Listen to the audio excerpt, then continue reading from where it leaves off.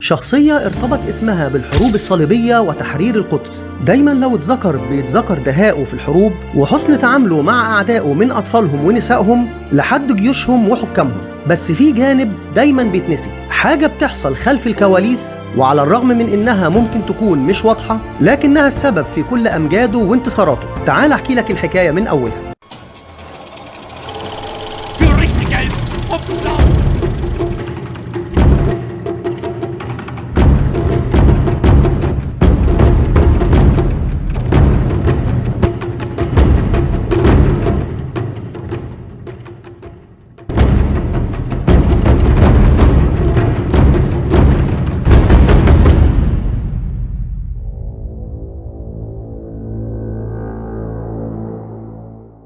علشان نعرف دور صلاح الدين وتأثيره الحقيقي على الأمة محتاجين نعرف المنطقة ساعتها كانت عاملة إزاي وإيه موازين القوى فيها. الفترة دي كانت مليانة تخبطات بين فرق الأمة المختلفة. العالم الإسلامي ساعتها كان متقسم لكذا فريق. هنلاقي عندنا الدولة الفاطمية في مصر قوة كبيرة إقليميا، لكن داخليا في صراعات سياسية والوضع مش أحسن حاجة. العلاقة مع الصليبيين متقلبة بين شد وجذب، أحيانا صراع مباشر وأحيانا تحالفات مؤقتة. هنلاقي كمان السلاجقة في الشام والعراق واللي كانت دولتهم في حالة ضعف وتشتت، والحكم اتنقل من الإمبراطور لطبقة الأمراء اللي كان كل واحد فيهم بيشتغل لمصالحه. من أبرز الأمراء دول عماد الدين زنكي وبعدين ابنه نور الدين، واللي هيكون ليه دور رئيسي في الأحداث بعد كده. في كمان الخلافة العباسية في بغداد واللي كانت رمز ومرجع ديني قوي لكن ضعيفة سياسيا مقارنة بالأمراء المحليين. طبعا ده غير القبائل والفصائل المختلفة واللي بيتغير ولائهم حسب المصلحة.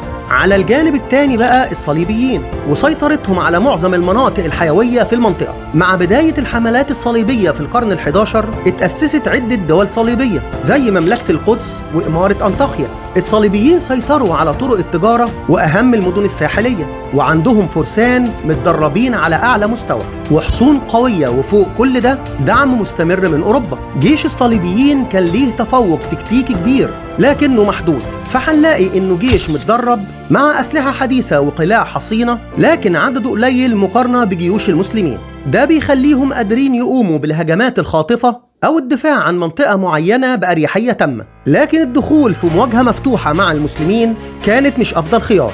على الجانب الآخر جيوش المسلمين عددها أكبر لكن مشتتة، منتشرين تحت أمراء وجهات مختلفة وكل أمير بيحمي مصالحه. بالنسبة للاقتصاد والتجارة فالمدن الساحلية زي عكا وصور وطرطوس مهمة للصليبيين كمراكز إمداد وللمسلمين كمراكز اقتصادية، وده بيخلي السيطرة على المدن دي يدي أفضلية كبيرة للجانب اللي هيسيطر.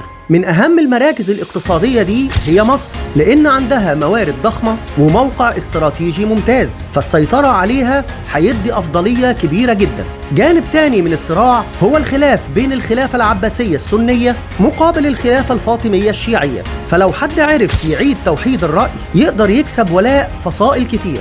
الخلاصة إن في الفترة دي التفتت بين المسلمين كان خطر، لكنه في نفس الوقت كان فرصة لأي قائد يقدر يسيطر على مصر والشام ويحصل على دعم العباسيين، وده هيخليه قوة لا تقهر. وده اللي حصل مع صلاح الدين. اتولد صلاح الدين في سنة 1137 في قلعة تكريت اللي تقع على ضفاف نهر دجلة بالقرب من بغداد. عيلته كانت من أشراف الأكراد ومعروفة بمكانتها وخبرتها السياسية. في يوم ولادته حصل حدث صعب على أسرته وأسرة عمه أسد الدين شيركوه.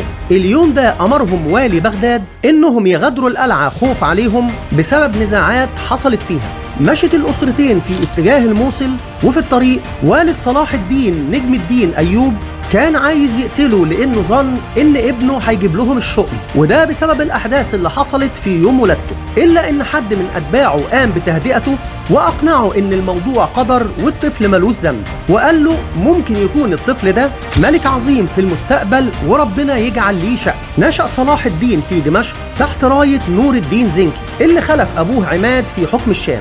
نور الدين كان شايف إن لو الصليبيين دخلوا مصر الشام هتبقى محاصرة من جميع الجهات، وده خلاه مستني الفرصة إنه يدخلها قبلهم. أسد الدين شيركوه عم صلاح الدين كان قائد عسكري كبير وصاحب ثقة عند نور الدين. شريكوه كان ليه وجود مؤثر في مصر، وصلاح الدين كان حاضر على طول معاه. في الفترة بين سنة 1163 و 1169 شريكوه قاد 3 حملات على مصر. الأولى كانت بهدف دعم شاور ابن مجير السعدي وزير العاضد الخليفة الفاطمي ضد الوزير درغام، وبعد ما شاور رجع للوزارة انقلب على شريكوه وتحالف مع الصليبيين، وهنا شريكوه قام بعمل حملة تانية وتالتة بأمر من نور الدين بهدف مساعدة الخليفة الفاطمي ضد الصليبيين وشاور. في الحملة الثالثة شريكوه وإيده اليمين صلاح الدين قدروا يتغلبوا على الصليبيين ويقتلوا شاور، وبعدها الخليفة العاضد يعين شريكوه الوزير بتاعه على مصر. بعدها بشهرين بس للأسف شريكوه يتوفى والعاضد يختار صلاح الدين كوزير ليها على مصر مكان عمه. العاضد اختار صلاح الدين لكذا سبب، زي ان بعد موت اسد الدين شريكوه الجيش القوي في مصر كان هو الجيش اللي جاب بيه شريكوه، وحاليا صلاح الدين هو قائده. وبعد الحملات الثلاثة صلاح الدين بقى ليه سمعة كويسة بين الفاطميين، وأثبت كفاءة غير طبيعية مش في قيادة الجنود بس لكن كمان في السياسة والإدارة، وده شيء نادر وقتها مع الوضع في الاعتبار سنه اللي ما تجاوزش 32 سنة. سنه الصغير كان من العوامل المهمة اللي خلى الفاطميين يوافقوا على تعيين صلاح الدين وزير، ظنا منهم انه هيكون قابل للتحكم فيه، لكنهم كانوا غلطانين، لانه في خلال سنة واحدة بدأ يبني قاعدة ولاء كبيرة ليه وقلل نفوذ الوزراء الفاطميين وقوى الجيش، وبقت مصر كلها تحت حكمه الفعلي حتى لو كان من بره باين ان العاضد هو المسيطر. في سنة 1171 يتوفى العاضد وصلاح الدين ينهي الدولة الفاطمية ويصبح حاكم مصر باسم نور الدين. بعدها بسنتين يتوفى نور الدين زنكي ويترك وراه الشام في حالة فوضى ويحصل نزاع بين الأمراء. صلاح الدين بيشوف إنها فرصته يكمل مشروع نور الدين في توحيد صفوف المسلمين ويمنع انهيار الشام والدولة الزنكية. بعدها يتوجه لدمشق وأهلها يستقبلوه بحفاوة ويدخل بدون قتال ويبدأ ياخد مدينة ورا مدينة لحد ما جمع الشام كلها تحت رايته، وبكده يكون ملك أقوى دولة إسلامية وقتها ومستعد لدخول حرب ضخمة مع الصليبيين. لكن قبل الدخول في حرب معاهم كان لازم يتأكد إن ظهره مش مكشوف ومفيش أي خيانة هتجيله من الداخل، وهنا يقوم صلاح الدين بعمل خطة تبين خبثه ودهائه. بدأها بعقد هدنة مع الصليبيين لمدة 4 سنين قام فيهم بتوحيد صفوفه وحشد القوات، والأهم التخلص من كل الخونة اللي منتظرين أي لحظة ضعف للانقضاض عليه وإحباط خطته. في ال4 سنين دول اتعرض لكذا محاولة اغتيال، والصليبيين قاموا بمهاجمة مصر كذا مرة، لكن جيشه كان واقف بالمرصاد. ومع التخلص من معظم الخونة واستقرار الوضع في مصر والشام بدأ صلاح الدين في التوجه لإزالة الاستعمار الصليبي من المنطقة. وفي يوم 4 يوليو سنة 1187 في تلال حطين بين مدينة طبرية والناصرة في فلسطين حشد الصليبيين 63 ألف مقاتل ولقاهم صلاح الدين ب25 ألف جندي. الصليبيين في الأول ما كانوش عايزين يواجهوا المسلمين، وده لشدة الحر وتأخر المؤن اللي جاية من أوروبا، لكن صلاح الدين أجبرهم على القتال لما قطع عنهم مصادر المية وعزلهم عن بحيرة طبرية، فاضطروا إنهم ينسحبوا لجبل حطين. العطش والجوع اتمكن منهم، وصلاح الدين أمر جيشه بإشعال النار في الحشائش المحيطة بيهم، فاضطروا لقتال جيش المسلمين ومات منهم 30 ألف وتم أسر 30 ألف، وكل الملوك اللي كانوا على قيادة الجيش وقعوا تحت قبضة صلاح الدين.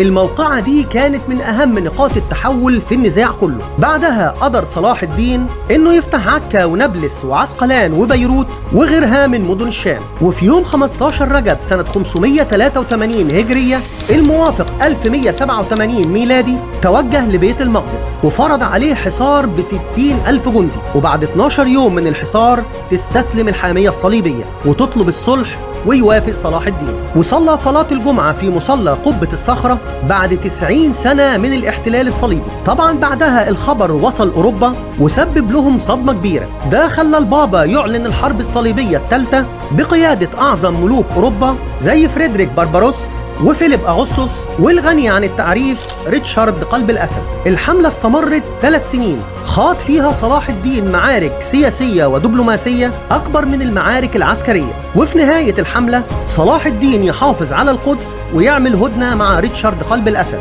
وتنسحب جيوش الصليبيين لكن يحتفظوا بعدد من المدن الساحلية. بعد الحملة الثالثة صلاح الدين يركز على إصلاح الدولة واستقرار الجيش، ويوزع ثروته على الفقراء والمدارس والمساجد والمستشفيات، ويصبح رمز للعدالة والحكمة والقائد اللي تمكن من توحيد صفوف المسلمين. توفى صلاح الدين في دمشق سنة 1193، وكل ما تركوا من ورث كان دينار و47 درهم، لأنه أنفق كل ثروته على الجهاد في سبيل الله. وللأسف الأوضاع بعد وفاته ساءت تاني، وصفوف المسلمين اتفرقت، وده يطرح سؤال مهم. تفتكر هل وجود قائد الناس تمشي وراه ويؤمنوا بيه لازم يكون بينهم، ولا القائد الحالم فكرة والفكرة لا تموت؟ قولوا لنا رأيكم في التعليقات.